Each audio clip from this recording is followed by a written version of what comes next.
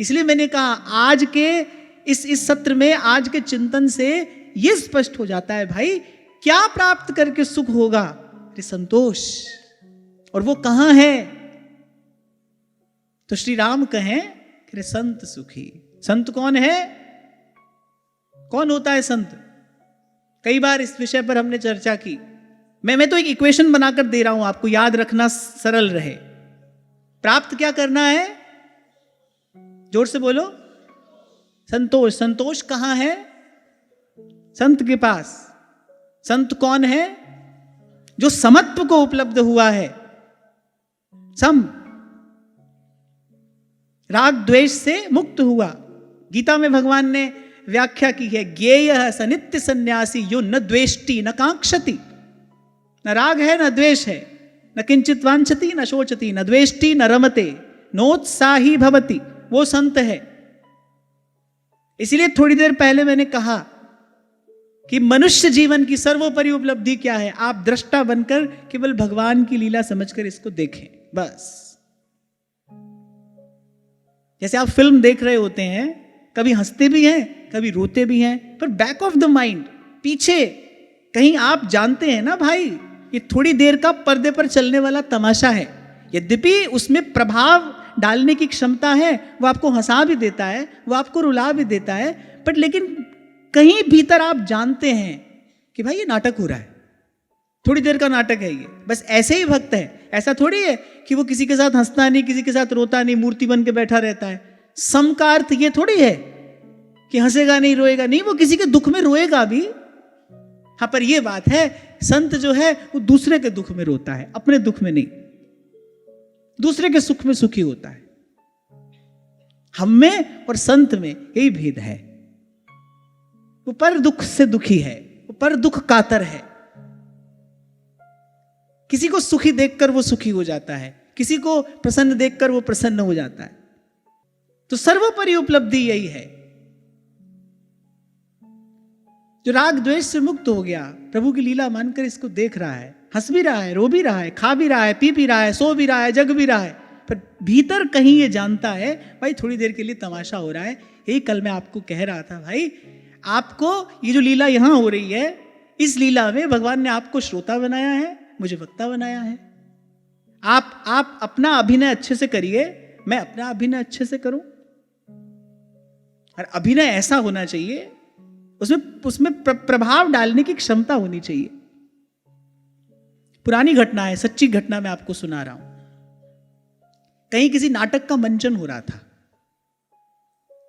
राजा राम मोहन राय, जिन्होंने सती प्रथा का विरोध किया था, वो वहां मुख्य अतिथि के रूप में बैठे थे। वो जो अभिनेता था, वो गांव की किसी स्त्री को सती होने के लिए बाध्य कर रहा था। माने नाटक में ये सब वो देख रहे थे। उस अभिनेता ने ऐसा अभिनय किया, राजा राम मोहन राय ये भी भूल गए थोड़ी देर के लिए कि मैं यहां पर नाटक देख रहा हूं, मुख्य अतिथि बनकर बैठा हूं। वहीं से उन्होंने अपना जूता निकाला और उस व्यक्ति को देकर मारा। उस व्यक्ति ने कहा, यह मेरे लिए जीवन का सबसे बड़ा पुरस्कार है। वो इतना अच्छा अभिनय उन्होंने किया। राजा राम मोहन राय बाद में लज्जित हुए। उन्होंने कहा, नहीं आप लज्जित मत हुई, आपने मुझे सबसे बड़ा पुरस्कार दिया है।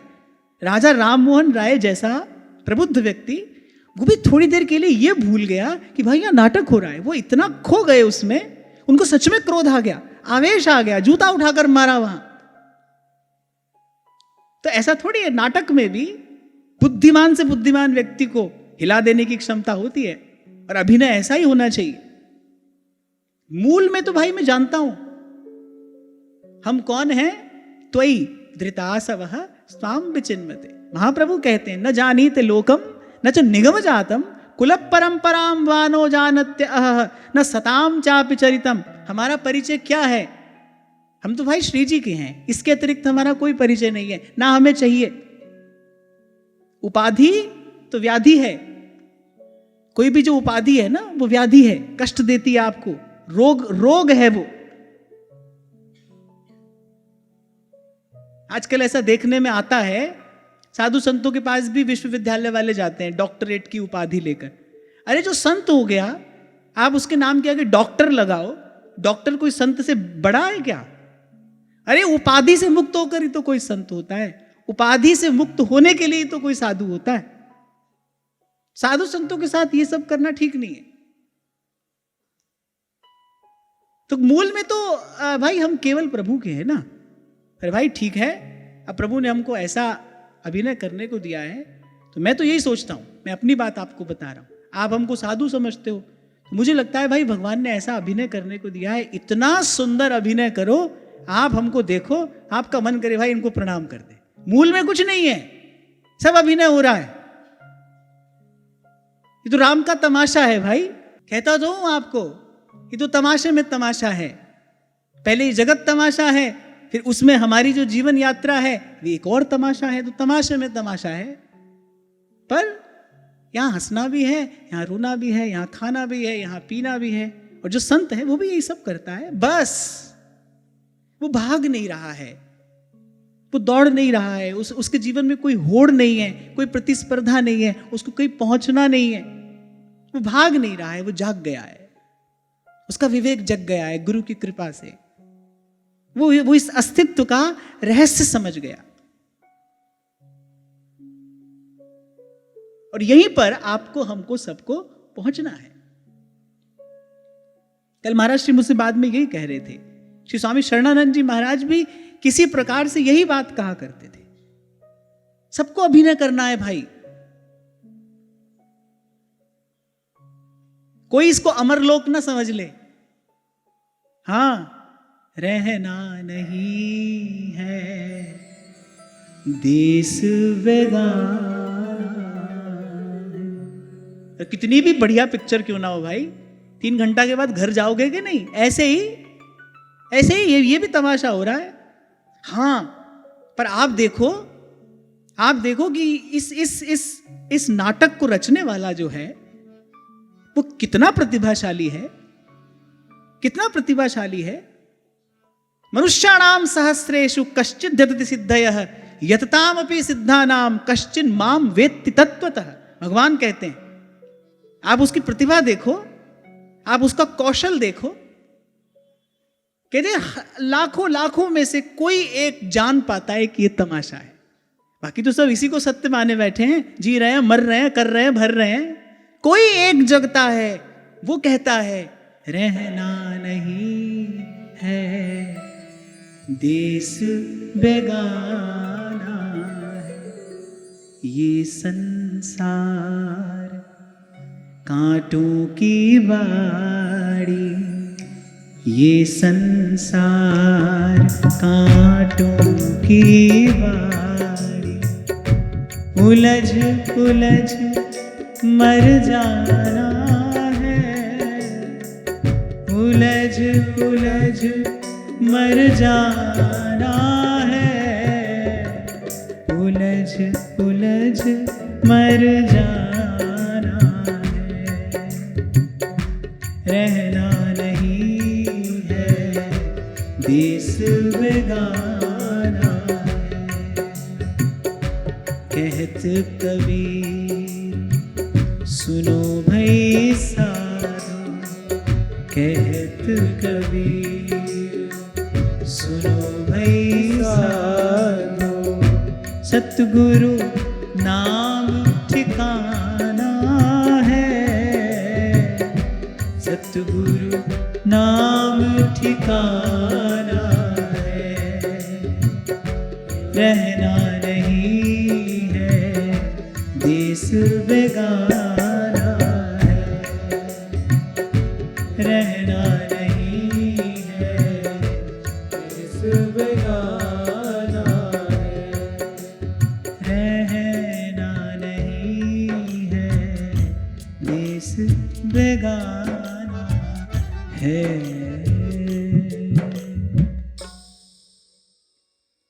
आपको मैं अपनी बाल्यावस्था की, युवावस्था की बात बताऊं, मैं कभी भी किसी से ऐसे सीधे सीधे झगड़ा नहीं, क्योंकि मुझे लगता था 2 बात है, या तो अमुक व्यक्ति के साथ रहना है या फिर अमुक व्यक्ति के साथ नहीं रहना है। अगर अमुक व्यक्ति के साथ रहना है तो क्यों झगड़ना है, क्योंकि भाई रहना तो इसी के साथ में ही है। और अगर नहीं रहना है तो बिल्कुल ही क्यों झगड़ना है? जब रहना ही नहीं है तो फिर अपनी ऊर्जा इस पर क्यों गंवानी है, अपनी शक्ति इस पर क्यों व्यर्थ करनी है, क्यों अपना मन मैला करना है? बात तो दो ही है ना, या तो आप किसी के साथ रहो या किसी के साथ नहीं रहो। साथ रहना है तो ये कौन बात हुई भाई, सुबह झगड़ रहे हैं फिर शाम को साथ हैं, फिर शाम को झगड़ रहे हैं फिर सुबह साथ हैं? ये तो कोई बुद्धिमानी नहीं है। I mean this is not wise. ये तो बुद्धिमानी ना हुई। जब रहना ही आपको साथ में है क्यों झगड़ रहे हो? और जो नहीं रहना है फिर तो बिल्कुल भी मत झगड़ो। ऐसी दो ही तो बात है भाई, या तो यहां रहना है या नहीं रहना है। यहां रहना है तो भी यहां दोष मत देखो, दुखी होगे, दुख पाओगे। It's all about perspective. दोष देखोगे परिणाम क्या आएगा, उस क्रिया की प्रतिक्रिया क्या होगी, आपको दुख मिलेगा, आप असहज रहोगे, अप्रसन्न रहोगे। तो रहना है तो भी दोष मत देखो, और जो नहीं रहना है तो बिल्कुल भी मत देखो, क्योंकि भाई जाना ही तो है यहां से। इसलिए मैंने कहा कोई अमर लोक थोड़ी है जो सदा यहीं बसना है, किस लिए झंझट में पड़े हो। बस बड़ी बात यह है, इत व्यवहार ना उत परमारथ, और बीच ही बीच जो जन्म गंवायो। मनुष्य की सबसे बड़ी दुविधा यही है, द्वंद्व से मुक्त नहीं हो पाता। एक ही तो बात है ना,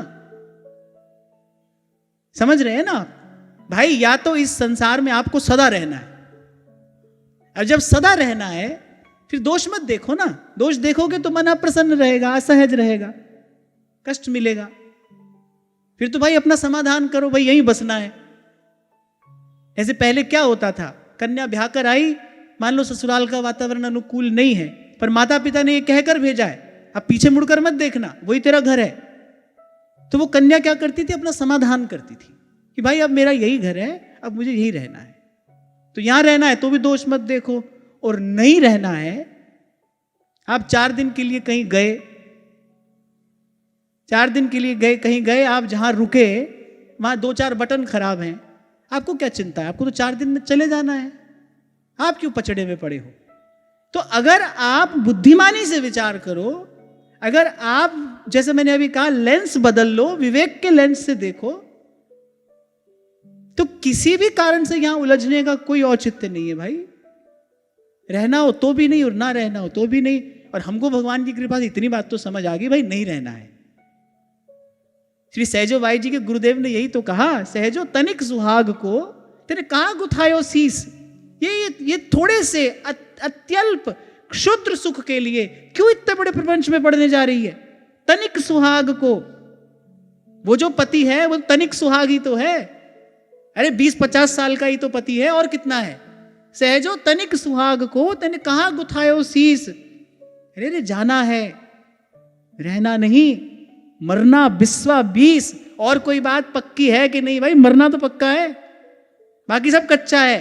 जीवन में देखो, जो आपने कमा लिया या जो आप कमाने निकले हो, जो आपके हाथ में है या था या होगा, सब कच्चा है। एक बात पक्की है, जाना है, रहना नहीं, मरना बिस्वा 20।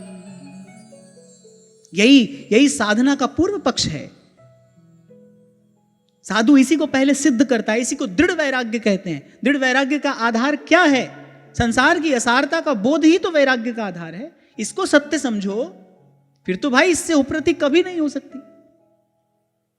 ये जो सब उपदेश संतों ने दिया, जगत में झूठी देखी प्रीत, मां बाईसा कहती हैं, मात पिता और कुटुंब कबीला सब मतलब रा गर्जी, ये संसार सगानी कुया सांचा सगा गिरधर जी।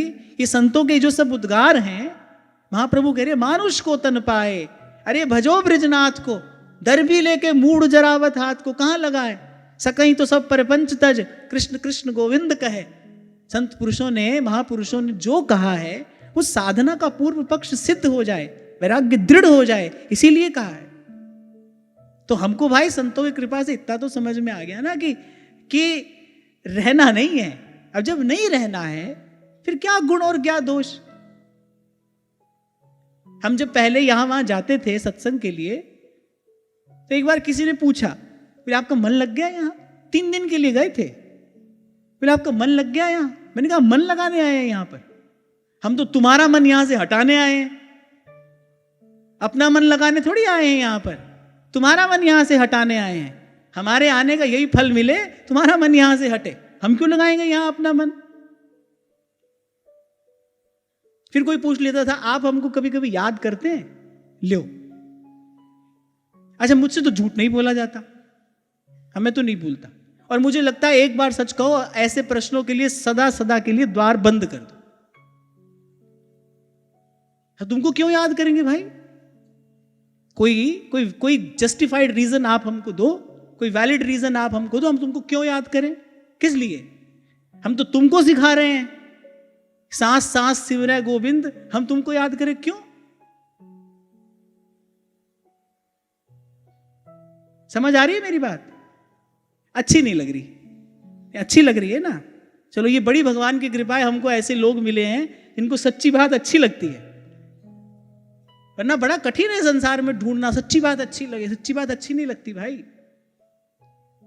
तभी भट्ट जी कहते कासो कहूं और कौन पतियावे, किसको कहूं कौन सुनेगा, कासो कहूं कौन पतियावे और कौन करे बकवाद, कैसे कह जात गदाधर गूंगे को गुड़ स्वाद। और देखो भाई कठिनाई ये है, सत्य के इस धरातल पर आए बिना उस परम सत्य की उपासना आराधना हो नहीं सकती। सच्चा हुए बिना सच्चे का भजन नहीं हो सकता भाई, झूठा सच्चे का भजन नहीं कर सकता, झूठा तो झूठ में ही लगा रहेगा। इसीलिए महाप्रभु ने कहा सकहीं तो सब परपंच तज। ये भी तो कह सकते थे कृष्ण कृष्ण गोविंद कहे परपंच छूट जाएगा, हाँ कह रहे सकहीं तो सब परपंच तज, और फिर कृष्ण कृष्ण गोविंद कहे। और आपसे कुछ दिन पहले मैंने कहा था, आपको स्मरण हो, जब भगवत कृपा से गुरु कृपा से जब मन उस तृप्ति का लाभ कर लेता है, जब मन को उस तृप्ति जन्य सुख का अनुभव हो जाता है, कितनी भी नाच कूद संसार करता रहे, कैसी भी बात बोलता रहे, जिसको मिला है वो नहीं छोड़ेगा उसको, क्योंकि उसने ये जान लिया है भाई इससे दुर्लभ, इससे अनुपम, इससे मूल्यवान और कोई वस्तु नहीं है। जिसने वो तृप्ति जन्य सुख पा लिया वो तो जीते जी मुक्त होता है।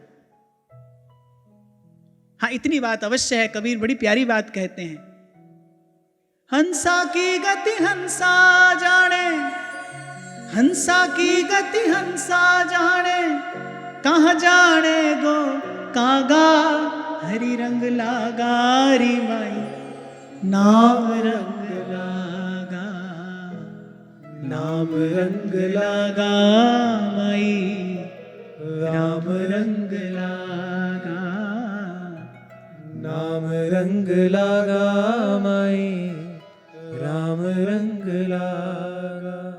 ये 4 श्लोक जो ध्रुव जी ने कहे हैं बड़े सुंदर हैं, मन ही मन विचार कर रहे हैं ध्रुव जी। समाधिना नैक भवेन यत्पदम,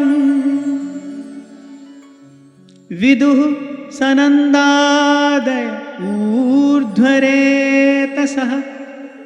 आहा मासैरहं षड्भिरमुष्य पादयोः, छायामुपेत्यापगतः पृथंमति। ध्रुव जी को लग रहा है कैसी भूल मुझसे हो गई। अरे सनकादि ऊर्ध्वरेता सिद्ध भी जिनको समाधि के द्वारा अनेक अनेक जन्मों में प्राप्त करते हैं, बोले उन भगवत चरणारविंद की छाया को मैंने 6 महीने में प्राप्त कर लिया, पर चित्त में किसी अन्य वासना के रहने के कारण मैं फिर प्रभु से दूर हो गया। संत तो यहां तक कहते हैं कि जब भगवान अपने धाम को जाने लगे, भगवान के नेत्र सजल हो गए कि ऐसे प्यारे भक्त से मुझे दूर जाना पड़ रहा है। मैं कई बार आपसे कहता तो हूं, मिलना तो गुरु का है, भगवान का है। गुरु ही मिलता है, भगवान ही मिलते हैं, बाकी तो सब टकराते हैं यहां थोड़ी देर के लिए। यहां कोई किसी से मिलता नहीं है, टकराते हैं थोड़ी देर के लिए। यहां हम किसी से टकराते हैं, और जैसे कोई वस्तु जब टकराती है तो एक क्षण भर के लिए वो साथ होती है, फिर दूर हो जाती है। आप देखो यही जीवन का सत्य नहीं है। किसी से हम टकराए यहां कुछ वर्ष के लिए, फिर दूर हुए।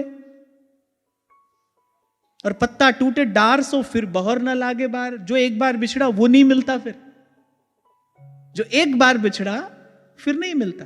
सब टकराते हैं यहां एक दूसरे से, मिलते तो भगवान है। और यहां भगवान कह रहे भाई मुझसे मिलने के बाद भी मेरा भक्त मुझसे दूर जा रहा है।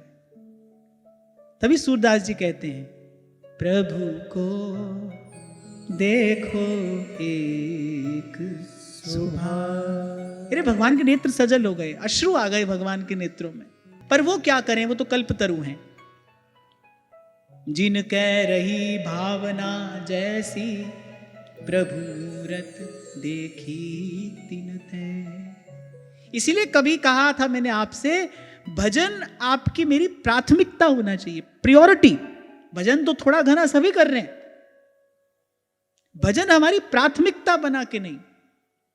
अब ध्रुव जी जब भगवान के सन्मुख खड़े हैं तो प्राथमिकता कुछ और है, उनकी जो सूची है उसमें पहले नंबर पर कुछ और वस्तु है। भगवान ने पहले वही दिया। भगवान ने कहा ठीक है मेरे पास तो आना, मेरे धाम को तो आना, पर 36,000 वर्ष ये राज्य सुख भोग कर आना जिसको प्राप्त करने के लिए मेरे पास आए थे। बस यही सावधानी हमको रखनी है। प्रभु तो दे देंगे, पर हमारे महाप्रभु जी हमको कुछ और सिखा रहे हैं। हमको तो गुरुजनों के पीछे रहना है ना, राख संतन के पाछे। वो हमको कुछ और सिखा रहे हैं। किसी भी स्थिति में, किसी भी काल में याचना ना हो, हमको तो दोनों हाथ उठाकर चिर जीवो भूतलीय है जोरी, जय श्री हित हरिवंश असीस देत मुख चिर जीवो भूतलीय है जोरी। अरे वृंदावन का वास तक महाप्रभु जी नहीं मांगते, नहीं मांगते। आशास्य दास्यम। एक जगह सुधा निधि में कहा है श्री महाप्रभु जी ने, कह रहे वो जो आपकी रसमय केली है उसको देखने की दुराशा मेरे हृदय ने धारण कर रखी है। दुराशा क्यों कह रहे हैं? मैं किसी भी प्रकार से योग्य नहीं हूं, पर फिर भी मुझे आशा है। पर याचना तो आपको कहीं नहीं मिलेगी, क्योंकि यदि कोई कामना रही तो भगवान पहले वही पूरी करेंगे। ध्यान रखना, प्रभु के अतिरिक्त कुछ और यदि मन में है तो वही देंगे आपको। इसीलिए यदि कुछ और मिल रहा है प्रभु से तो ये ना कहना हम तो नहीं चाहते थे भगवान ने दिया, ऐसा हो ही नहीं सकता। कल आपसे मैंने कहा था भगवान ने लंका तो जीत ही ली थी, लंका जीत ली थी ना। जो जीतता है वो जो विजित वस्तु है उस पर तो जीतने वाले का अधिकार है, विजेता का अधिकार है। भगवान ने लंका विजय किया है, लंका पर अधिकार श्री रघुनाथ जी का है। रघुनाथ जी चाहते तो कहते कि हनुमान तुम बनो लंका के राजा, हनुमान जी को तो नहीं दिया। अरे एक मणि की माला जानकी जी ने जी, हनुमान जी ने वो भी तोड़ तोड़ कर देगी। बोले मेरे काम की तो वस्तु है नहीं, जिस माला में राम नाम नहीं, बोले वो माला किस काम की, मेरे काम की तो वस्तु है नहीं। आप हनुमान जी के हृदय की स्थिति देखो। यद्यपि जगदम्बा ने प्रसन्न होकर प्रसाद दिया है। जब पहली पहली बार ये प्रसंग मैंने पढ़ा तो मुझे लगा मुझे ही मिल जाती माला। फिर मुझे लगा देखो हमारे मन में तो ये सब इच्छा है, हम भले उसको नाम कुछ भी दें, हमारे मन में तो ये सब इच्छा है। पर धन्य है श्री हनुमान जी की भक्ति, फिर इतनी सी भी इच्छा उनके मन में नहीं है।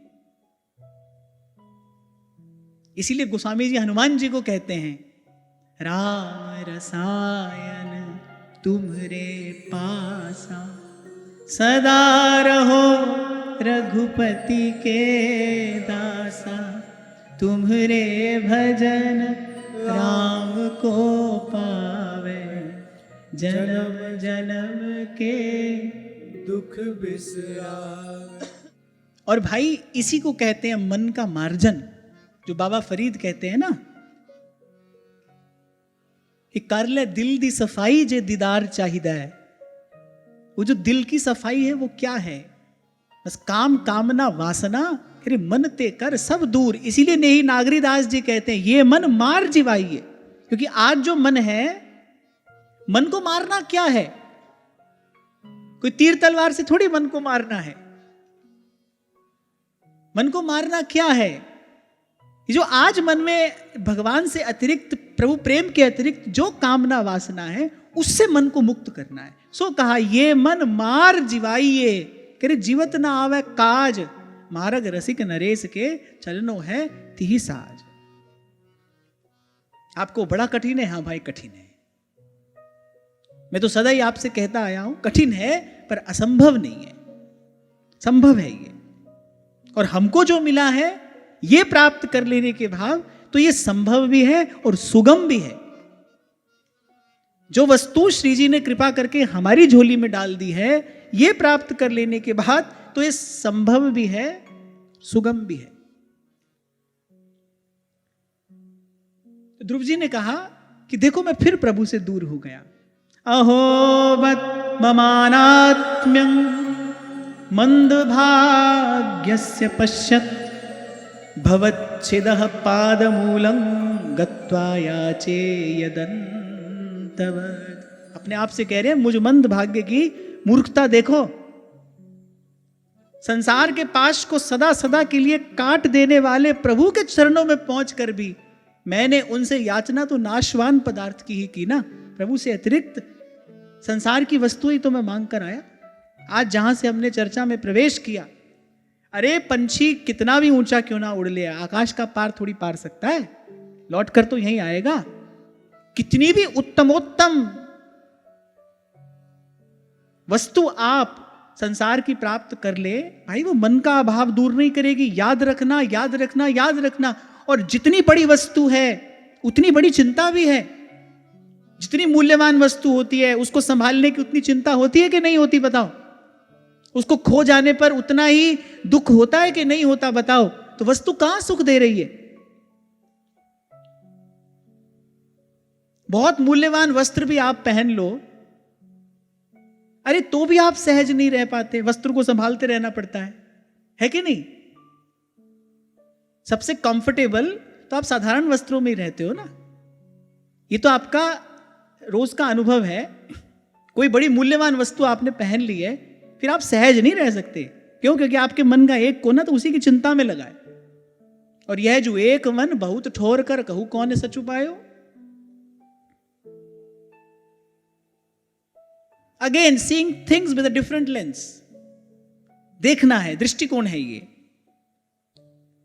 आपके लिए महत्वपूर्ण क्या है? आप अच्छे दिख रहे हो या आप अच्छे हो? क्या महत्वपूर्ण है आपके लिए? ये निर्णय आपका होगा। आपको सिर्फ अच्छे दिखना है या आपको अच्छा होना है? आपको स्वस्थ दिखना है, सुंदर दिखना है, या आपको वस्तुतः स्वस्थ और सुंदर होना है? यदि होना है तो रास्ता दूसरा है। और दिखने के लिए तो भाई बहुत लिपा पोती आज अवेलेबल है, आप कर लो, कोई भी कर लो, लोग कर ही रहे हैं। ऐसे ऐसे फिल्टर्स फोन में अवेलेबल हैं, आपको वो क्या से क्या बना देंगे। लाखों लोग वहीं आपके पीछे चलने लगेंगे। उसी को तो फॉलोअर कहते हैं, पीछे चलने वाले को। वहीं आपका झूठ देख के वो लाखों लोग आपके पीछे चलने लगेंगे। फिर जब कभी आपका रियल एनकाउंटर होगा तब लगेगा कि ये क्या था, है ना? सब संसार में ये तमाशा चल रहा है भाई। तो इसलिए आप देखो, आपको स्वस्थ सुंदर होना है कि दिखना है? होना है तो फिर मैंने कहा ना, सच्चे की आराधना सच्चा होकर होती है।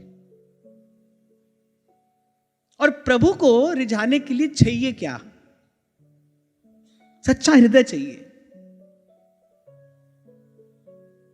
जिसमें स्व की पूर्ण स्वीकृति हो, छुपाव दुराव ना हो। कभी कहा था मैंने आपसे, for me spiritual is simple as it is, where there are no pretends, जिसमें कोई छुपाव दुराव नहीं है, कोई लाग लपेट नहीं है, सीधा सच्चा, जैसा है वैसा, यथावत, जो की त्यों, धर दीनी चदरिया।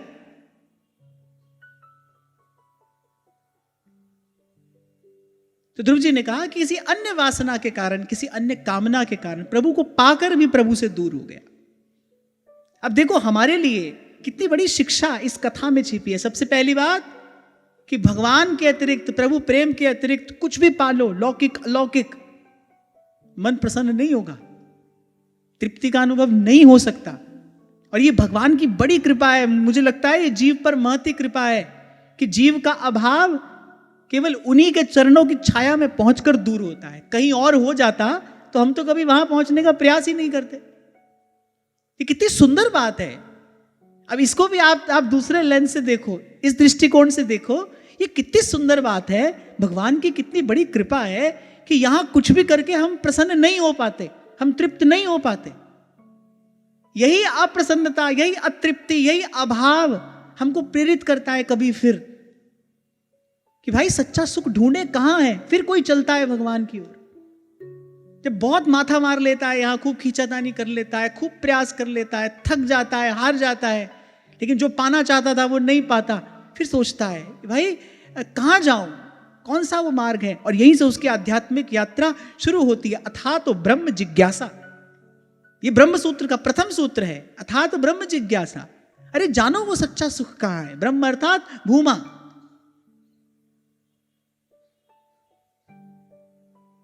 अनंत, यहां से जिज्ञासा का जन्म होता है। तो भगवान की कितनी बड़ी कृपा है। यहां हमको वो पूर्ण तृप्ति नहीं मिलती, मिल जाए कोई नहीं जाए भगवान के पास। थोड़ा सा सुख मिले तो व्यक्ति भगवान को भूल जाता है, और यहां पूरा सुख मिल जाए तो कोई क्यों ही जाए भगवान के पास। तो ये व्यवस्था भगवान ने की है, हमारे लिए की है। आप देखो ये व्यवस्था बताती है भगवान हमसे कितना प्यार करते हैं। वो प्रतीक्षा करते हैं हमारी, कब ये यहां से थक कर लौट कर मेरे पास में आएगा, कब ये मेरे प्रेम की पिपासा लेकर, कब ये मुझे जानने की जिज्ञासा लेकर, कब ये मुझे पाने की आशा लेकर मेरे पास में आएगा। भगवान प्रतीक्षा करते हैं। इसीलिए संत कहते हैं ऐसो को उदार जगमाही। तो स्वयं को मंदभाग्य कह रहे हैं श्री ध्रुव जी। मतिर्विदूषिता देवैः पतद्भिः सहिष्णुभिः यो नारद वचस्तथ्यम नाग्राहि समसत्तमः। बड़ी महत्वपूर्ण बात ध्रुव जी कह रहे हैं, बहुत सावधान होकर सुनना। तो ध्रुव जी कह रहे हैं कि देवताओं ने मेरी मति ईर्ष्या के कारण दूषित कर दी। कह रहे वो स्वयं भी स्वर्ग का सुख भोगने के बाद फिर नीचे गिरते हैं, तो मेरी वो उच्च स्थिति उनसे सहन नहीं हुई। देवता बड़े ईर्ष्यालु होते हैं। बोले देवताओं ने उस ईर्ष्या के वश होकर बोले मेरी मति दूषित कर दी। जो उस समय जब मैं भगवान से मांग रहा था, उस समय भी वो सौतेली माता के कहे हुए वचनों का जो कष्ट था, जो वो पीड़ा थी, वो मेरे हृदय में थी। और बस उसी कष्ट और पीड़ा के कारण कह रहे मेरी मति भ्रमित हुई, और जो भगवान से मांगना था वो नहीं मांगा, और प्रभु से अतिरिक्त कुछ और मांग बैठा, वो उच्च पद मांग बैठा। कह रहे देवताओं ने मति दूषित कर दी थी मेरी। अच्छा, देवता ऐसा काम कभी भी कर सकते हैं। मंथरा को अपना उपकरण बनाया और कैकेयी की मति दूषित कर दी। क्या होना था अवधपुरी में, और देखो क्या हो गया।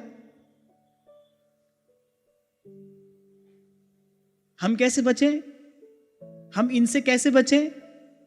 सेवक जी महाराज कहते हैं राधा वल्लभ भजत भजी भली भली सब हो, जिते विनायक शुभ अशुभ विघ्न करे नहीं को।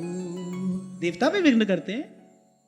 और कह रहे हैं तभी तो मुझ दुष्ट ने नारद जी की भी यथार्थ बात स्वीकार नहीं की। नारद जी ने तो मुझे सबसे पहले यही समझाया था, बोले बेटा भगवत कृपा से जो मान अपमान इससे आए उसको सह लेना चाहिए। ये प्रतिकार की, ये प्रतिशोध की भावना, ये उचित नहीं है। यहां से एक तीसरी बात, अत्यंत मूल्यवान बात समझ में आती है कि जो प्रतिकार और प्रतिशोध की भावना है, अंत में भगवान से दूर करके ही छोड़ती है। आप भले जीत जाओ, तभी कबीर कह रहे हैं हारे को तो हरि मिले और जीता जम के द्वार।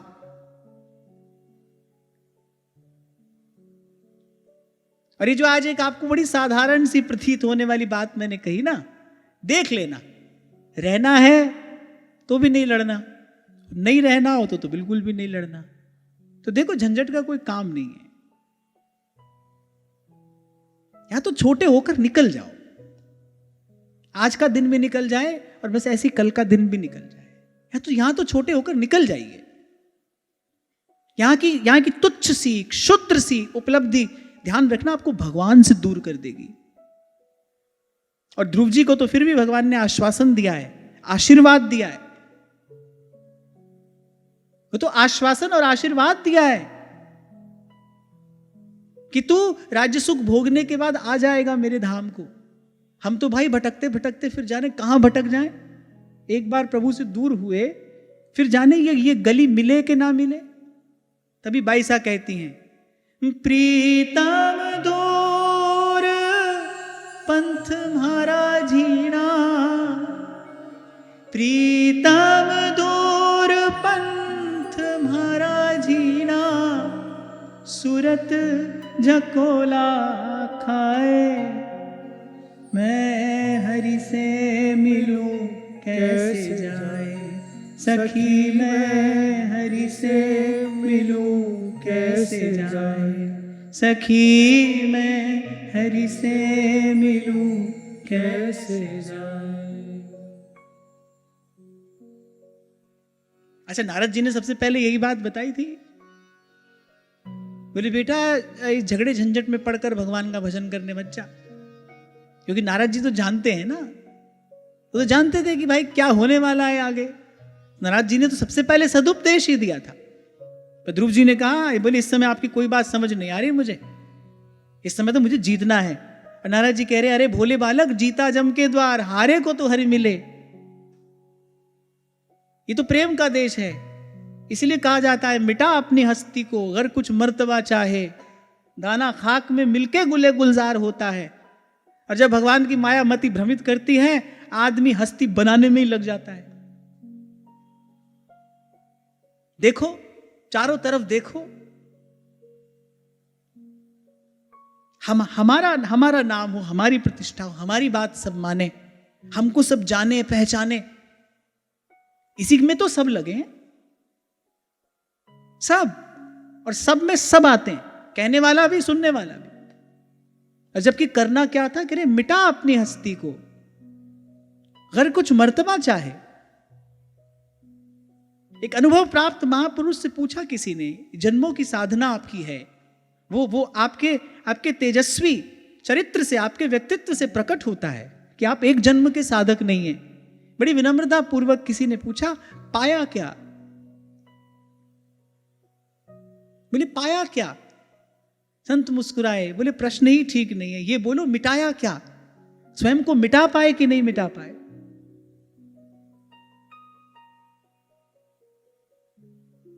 स्वयं को मिटा पाए कि नहीं मिटा पाए? क्योंकि जब मैं था तब हरि नहीं, जब हरि है मैं नाही, प्रेम गली अति साकरी, तामे दो न समाहि।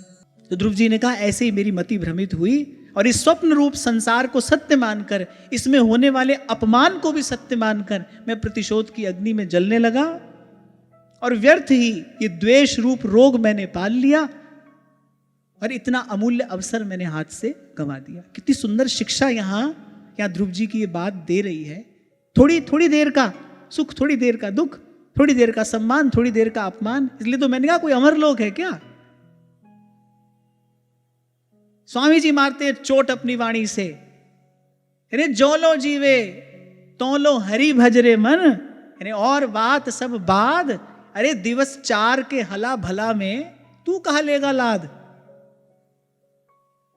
नारायण स्वामी कहते हैं, हाथ जोड़ ठाड़ो रयो, जिनके सन्मुख काल। ऐसे हाथ बांधे, काल खड़ा है कहां? रावण की सभा में। अच्छा, यही तो समय है, वो जानता है कब झुक जाना है, कब उठ जाना है। और बुद्धिमान व्यक्ति जो काल की गति जानते हैं, जो काल का प्रभाव जानते हैं, वो इसी युक्ति से संसार में रहते हैं। वो जानते हैं भाई कब झुक जाने में हित है और कब लड़ लेने में हित है। रावण की सभा में काल हाथ बांधे खड़ा है, पर वो जानता है भाई एक दिन तो ये मेरे गाल में आएगा ही। हाँ, आज इसका समय है। काल जानता है कि आज इसका काल है। हाथ जोड़ ठाड़ो जिनके सन्मुख काल, नारायण तेऊ बलि गए काल के गाल।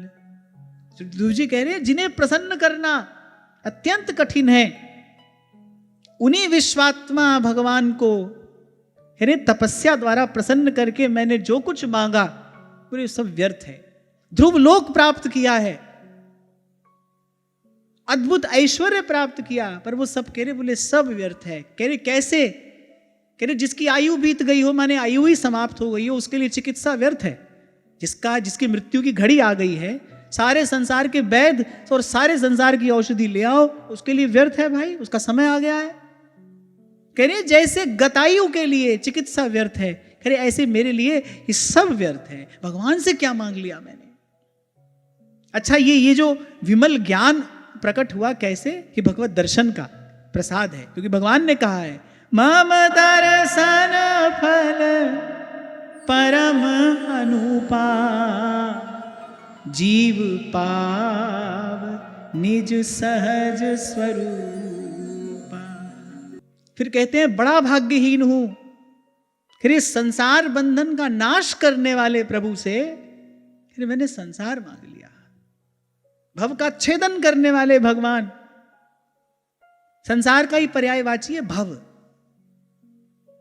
संसार को भव भी कहते हैं। अरे भव का छेदन करने वाले भगवान, अरे मुझे सदा सदा के लिए मुक्त कर देने वाले भगवान, उनसे मैंने संसार मांगा। स्वाराज्यं यच्छतौ मौढ्यान् मानो में भिक्षितो बत, ईश्वरात् क्षीण पुण्येन फलीकारा निवाधनः। अरे बड़ा पुण्यहीन हूं मैं, जैसे कोई चक्रवर्ती सम्राट को प्रसन्न करके और उससे थोड़ी सी घूस मांग ले, कह रहे उसी प्रकार मैंने भी आत्मानंद प्रदान करने वाले भगवान, सच्चिदानंद प्रदान करने वाले भगवान, कह रहे उनको प्राप्त करके मूर्खतावश बोले व्यर्थ का अभिमान बढ़ाने वाला ऊंचा पद मांगा। यहां एक और बात ध्रुव जी बता रहे हैं कि जो ऊंचा पद है ना भाई, ये जो उपाधि है, तभी मैंने कहा उपाधि व्याधि है, ये रोग है, ये क्लेश का कारण है। भोला भाला कोई भक्त हृदय कह देता है सीधे शब्दों में, अगर ये खुश हो जाए तो कदाई बख्श देते हैं, अगर नाराज हो तो बादशाही बख्श देते हैं, अगर अपना बनाते हैं तो सब कुछ लूट लेते हैं। ये तो नियम है भाई भगवान के दरबार का। वो कहते हैं भाई मैं भी निष्किंचन हूं और निष्किंचन ही मुझे प्रिय है। इसी बात से तो आहत हो गए थे महाप्रभु जी। यद्यपि श्री नाहरमल जी ने गुरु चरणों की प्रीतिवश कह दिया था, महाप्रभु जी को वो जो उनको पांव में कांटा चुभ रहा है, उनका जीना सा वो उत्तरीय वस्त्र फट रहा है कांटों की, उन झाड़ियों में उलझ कर देख नहीं पाए नाहरमल जी। कोई भी शिष्य कैसे देख पाएगा? कहा कि प्रभु मैं कोई व्यवस्था करा देता हूं, थोड़ा सा धन लेकर ये कार्य कोई कर दिया करेगा। अरे महाप्रभु जी का वो कोमल हृदय आहत हो गया। बोले नाहरमल ये तो निष्किंचनों की भूमि है, यहाँ तो बड़ा आदमी बनकर आता है। बोले राजा का अन्न खा खा कर तेरी बुद्धि भ्रष्ट हो गई है, तेरे जैसे व्यक्ति का मुख नहीं देखना चाहिए, उसे भजन भावना की हानि होती है।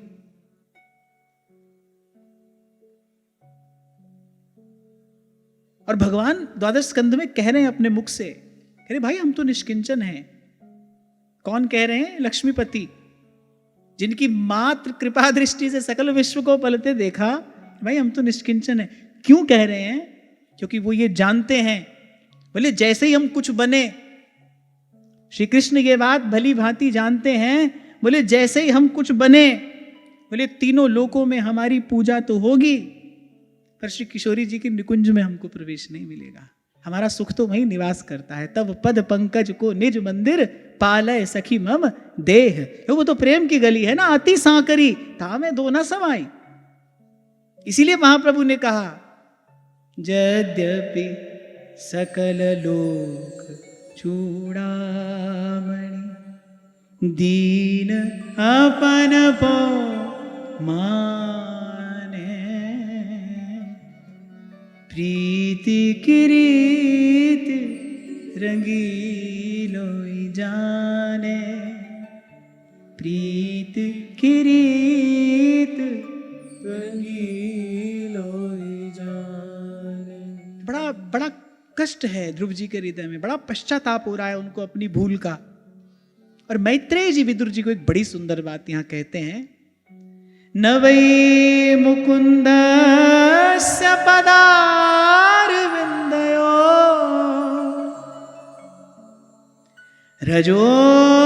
रजोजुषस्तात भवादृशा जनाः वाञ्छन्ति तद्दास्यमृतेऽर्थमात्मनो यदृच्छया लब्धमनः समृद्धयः।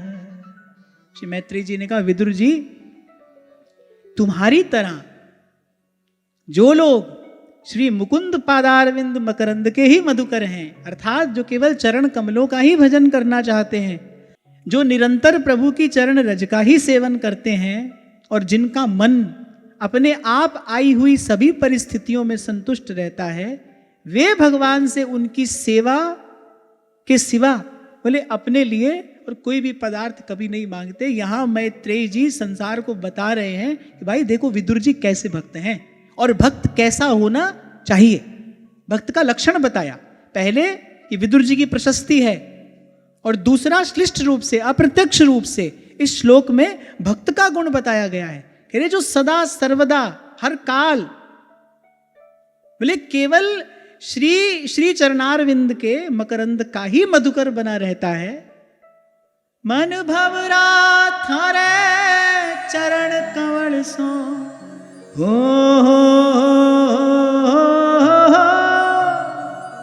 मन भवरा थारे चरण कमल सो आलिपटायो जी नाथ थारी सरनी आयो जी। फिर वो भगवान से उनकी सेवा के सिवा फिर किसी भी काल में कुछ नहीं चाहते, कुछ भी नहीं चाहते।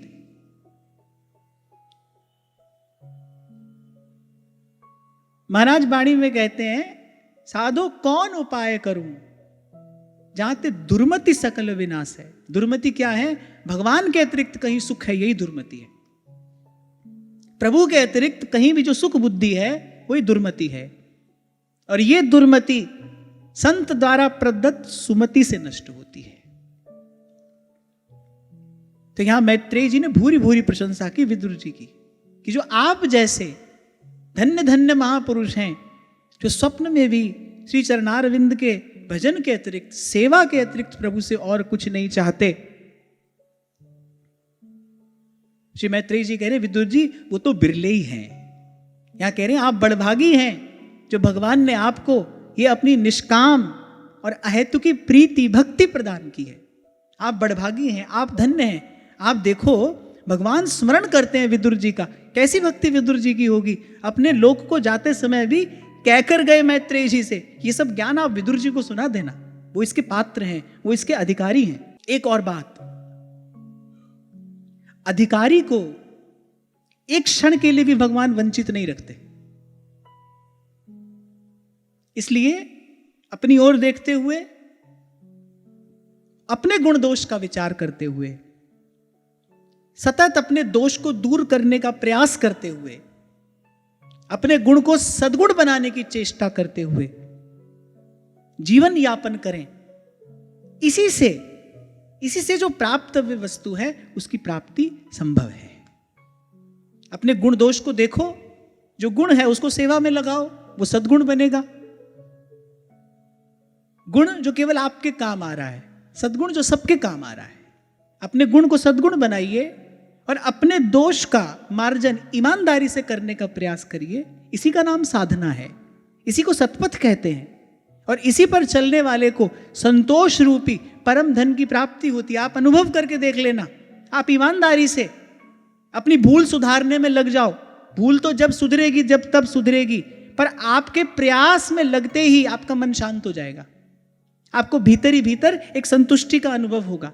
जैसे जब आप हृदय से अपनी भूल मान लेते हैं, मन हल्का हो जाता है ना, ऐसे ही जैसे ही आप अपने दोष के परिहार में, मार्जन में लगते हैं, आपको सुख की, आपको शांति की, आपको संतोष की प्राप्ति होती है।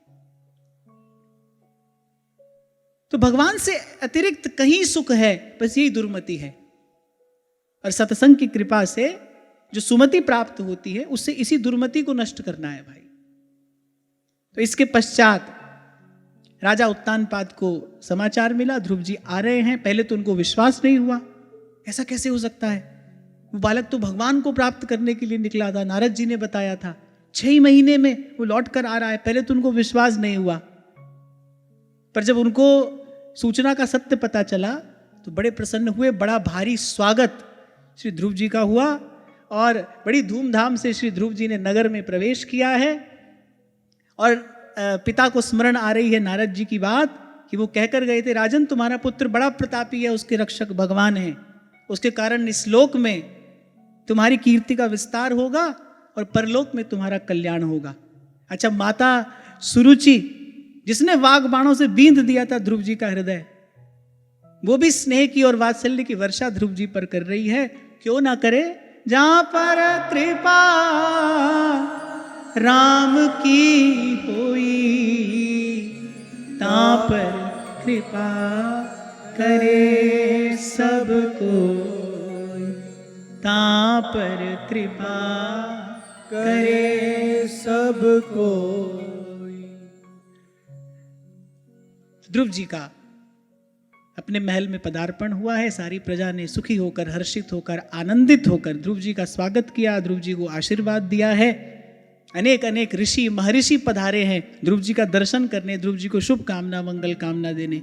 चहु ओर आनंद की वर्षा हो रही है। और इसी भाव के साथ आज का ये भाव श्री जी के चरणों में निवेदन करता हूँ। महाराज श्री के चरणों में प्रणाम। आप सबके हृदय स्थित प्रभु को, भाव प्रभु को नमन।